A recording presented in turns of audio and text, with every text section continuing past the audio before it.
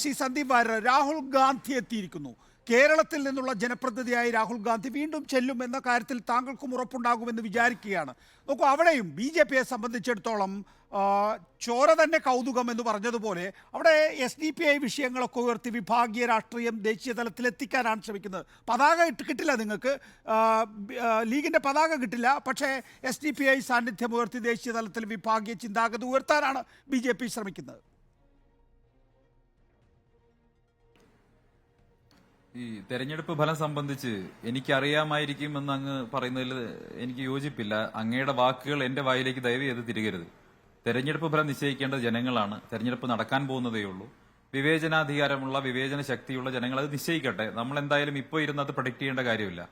ഇവിടെ രാഹുൽ ഗാന്ധി വന്നു എന്നുള്ളതൊരു അത്ഭുതം തന്നെയാണ്. കഴിഞ്ഞ 5 വർഷക്കാലത്തിനുള്ളിൽ രാഹുൽ ഗാന്ധി കേവലം 9 തവണയാണ് വയനാട്ടിൽ വന്നിട്ടുള്ളത്. അതുകൊണ്ട് തന്നെ 10ാം തവണ വല്ലപ്പോഴും വരുന്ന ഒരു വിരുന്നുകാരന്റെ പോലെ രാഹുൽ ഗാന്ധി നോമിനേഷൻ കൊടുത്ത് ഇന്ന് തന്നെ തിരിച്ചു പോയിരിക്കുന്നു. രാഹുൽ ഗാന്ധി വയനാടിനോട് ചെയ്തിട്ടുള്ള നിരന്തരമായിട്ടുള്ള അവഗണന, ആ അവഗണനയിൽ മനം മടുത്തിട്ടുള്ള ജനങ്ങൾ, ഒട്ടേറെ ജനങ്ങൾ ഇവിടെയുണ്ട്. വയനാടിനെ പൂർണ്ണമായും വയനാടിന്റെ സന്നിഗ്ധ ഘട്ടങ്ങളിൽ മുഴുവനായിട്ടും അവഗണിച്ച ഒരു MP ആണ് രാഹുൽ ഗാന്ധി എന്ന കാര്യത്തിൽ ഒരു സംശയവുമില്ല. വയനാട്ടിലെ ജനങ്ങൾ കഴിഞ്ഞ തവണ രാഹുൽ ഗാന്ധി വന്നപ്പോഴുള്ള തരത്തിലുള്ള ഒരു വികാര പ്രകടനങ്ങളോ ഒരു ആവേശമോ നിങ്ങൾക്ക് ഇവിടെ കാണാൻ സാധിക്കില്ല. കഴിഞ്ഞ തവണ വന്നപ്പോൾ ഉണ്ടായിട്ടുള്ള ഒരു ഉഫേറിയ എന്തായാലും നിങ്ങൾ കണ്ടതല്ലേ. വലിയ തോതിൽ ആവേശമായിരുന്നു. മാധ്യമങ്ങളടക്കം രാഹുൽ ഗാന്ധി ഇതാ ഭാവി പ്രധാനമന്ത്രിയാണ് എന്ന് പ്രവചിച്ചു. മനോരമയുടെ വ്യാജ സർവേ ഉണ്ടായി. മനോരമ രാഹുൽ ഗാന്ധി പ്രധാനമന്ത്രിയാകുമെന്ന കള്ള സർവേ പ്രസിദ്ധീകരിച്ചതിന്റെ ഫലമായി ഒരുപാട് ജനങ്ങൾ, നിഷ്കളങ്കരായിട്ടുള്ള വയനാട്ടുകാർ അത് വിശ്വസിച്ചു എന്നുള്ളൊരു വാസ്തവമാണ്. അപ്പൊ അതിന്റെയൊക്കെ ഭാഗമായിട്ട് രാഹുൽ ഗാന്ധിക്ക് അനുകൂലമായി ഒരുപക്ഷെ മറ്റു പാർട്ടികൾക്ക് വോട്ട് ചെയ്തിരുന്ന ആളുകൾ പോലും എന്നാൽ വയനാട്ടിൽ നിന്നൊരു പ്രധാനമന്ത്രി ഉണ്ടാകട്ടെ എന്നുള്ള താല്പര്യത്തിൽ രാഹുൽ ഗാന്ധിക്ക് വോട്ട് ചെയ്തിട്ടുണ്ട് എന്നുള്ളത് സത്യമാണ്.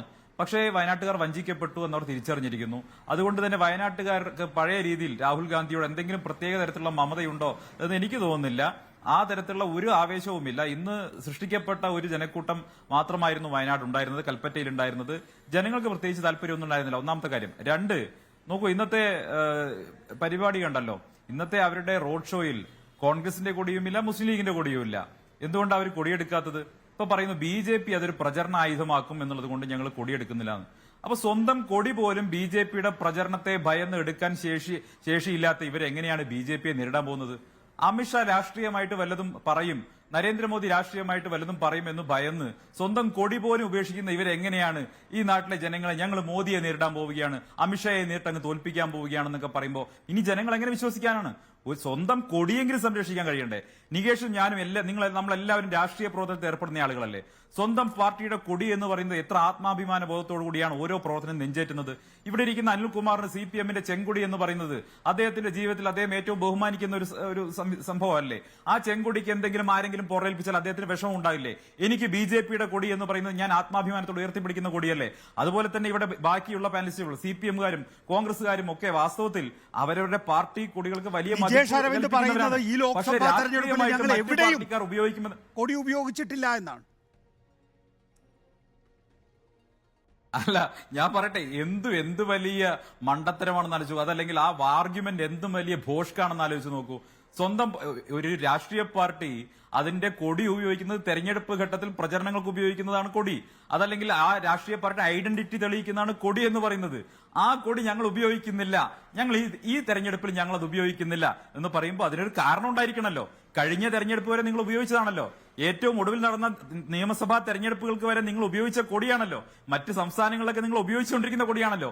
വയനാട് എത്തിയപ്പോൾ എന്തേ കൊടി അപ്രത്യക്ഷമായി? അപ്പൊ നരേന്ദ്രമോദി അല്ലെങ്കിൽ അമിത്ഷാ എന്തെങ്കിലും പ്രചരണം നടത്തും എന്ന് ഭയന്ന് സ്വന്തം കൊടി പോലും ഉപേക്ഷിക്കുന്ന നിങ്ങൾ എങ്ങനെയാണ് ഇവരെ തോൽപ്പിക്കാൻ പോകുന്നത്? നിങ്ങൾ ജയിക്കാൻ പോകുന്നില്ല എന്നുള്ള വേറെ കാര്യം. ഇവിടെ കഴിഞ്ഞ തവണ പ്രധാനമന്ത്രിയാകാൻ വന്നയാൾ ഇത്തവണ പ്രതിപക്ഷ നേതാവെങ്കിലും ആകാൻ സാധിക്കുമോ എന്നുള്ള ഗവേഷണത്തിലാണ് വയനാട്ടിലേക്ക് വന്നിട്ടുള്ളത്. അതിലപ്പുറം ഒന്നും ഇവിടെ സംഭവിക്കാൻ പോകുന്നില്ല. CPM മത്സരിക്കുന്നത് 4 സീറ്റിൽ ജയിക്കാനാണ്, കോൺഗ്രസ് മത്സരിക്കുന്നത് 40 സീറ്റിൽ മത്സരിക്കാനാണ്, ഞങ്ങൾ മത്സരിക്കുന്നത് 400 സീറ്റിൽ മത്സരിക്കാനാണ്. ഇതാണ് മാറ്റമുള്ളത്. ഇന്ത്യ മഹാരാജ്യത്ത് നരേന്ദ്രമോദിയുടെ നേതൃത്വത്തിൽ 3ാമതൊരു സർക്കാർ വരുമെന്നുള്ള കാര്യത്തിൽ ഇവിടെ ഇരിക്കുന്ന അനിൽകുമാറിന് പോലും സംശയമില്ല. അനിൽകുമാർ ഇപ്പൊ ചോദ്യം ചോദിച്ചപ്പോൾ തേന്മാവിൻ കുമ്പത്തിലെ പപ്പുവിനെ പോലെ താനാരാണെന്ന് തനിക്കറിയാമെങ്കിൽ താൻ എന്നോട് ചോദിക്കുക താനാരാണെന്ന്, അപ്പൊ ഞാൻ പറഞ്ഞു തരാം താനാരാണെന്ന് ഞാൻ ആരാണെന്ന് എന്ന് പറയുന്ന ഡയലോഗ് പോലെയാണ് ഇപ്പോ ഭാവിയെക്കുറിച്ച് പ്രവചിച്ചത്. അദ്ദേഹം ആദ്യം പറഞ്ഞു വന്നപ്പോൾ നമുക്കൊക്കെ മനസ്സിലായത് നരേന്ദ്രമോദി വീണ്ടും വരും, രാഹുൽ ഗാന്ധിയുടെ കോൺഗ്രസിന് പ്രതിപക്ഷമാകാൻ പോലും അവിടെ കിട്ടില്ല. അപ്പൊ നികേഷ് ചോദിച്ചു, അങ്ങനെയാണെങ്കിൽ ഇന്ത്യ മുന്നണിക്ക് അധികാരം കിട്ടില്ല എന്നുള്ളതാണല്ലോ നിങ്ങൾ പറഞ്ഞു വരുന്നതെന്ന് പറഞ്ഞപ്പോ എന്താ അനിൽകുമാറിന്റെ മറുപടി? അങ്ങനെയല്ല, ഞാൻ പറഞ്ഞത് ഇങ്ങനെയാണ്, ഇടതുപക്ഷത്തിന് കൂടി സീറ്റ് കിട്ടണം. നിങ്ങൾ ജനങ്ങളെ മണ്ടന്മാരാക്കരുത്. നിങ്ങൾ രണ്ടു കൂട്ടരും ജയിക്കാൻ പോകുന്നില്ല. നിങ്ങൾ ഇനി എത്ര ശ്രമിച്ചാലും ഈ രാജ്യത്ത് അധികാരത്തിൽ വരാൻ പോകുന്നില്ല. നിങ്ങൾ പ്രതിപക്ഷത്തെങ്കിലും എത്താൻ സാധിക്കുമോ എന്നുള്ള ശ്രമമാണ് നടത്തിക്കൊണ്ടിരിക്കുന്നത്. ഇതും ജനങ്ങൾക്കറിയാം. ഇനി ജനങ്ങളെ കൂടുതൽ വിഡ്ഢികളാക്കണ്ട. ഇവിടെ യഥാർത്ഥ ചർച്ച എന്ന് പറയുന്നത് രാഹുൽ ഗാന്ധി കഴിഞ്ഞ 5 വർഷക്കാലം വയനാടിനെ അവഗണിച്ചു എന്നുള്ളതാണ്. അത് വയനാട്ടിലെ പ്രധാനപ്പെട്ട ചർച്ചാ വിഷയമാണ്. വയനാടിന്റെ സങ്കീർണമായ ജീവിത പ്രശ്നങ്ങളിൽ എവിടെയും രാഹുൽ ഗാന്ധിയുടെ സാന്നിധ്യം ഉണ്ടായിട്ടില്ല. ആ വിഷയത്തിലേക്ക് നമ്മൾ വരുന്നുണ്ട്. വല്ലപ്പോഴും വിരുന്നു കൊണ്ടുപോയിട്ടുള്ള ഒരു വിരുന്നുകാരൻ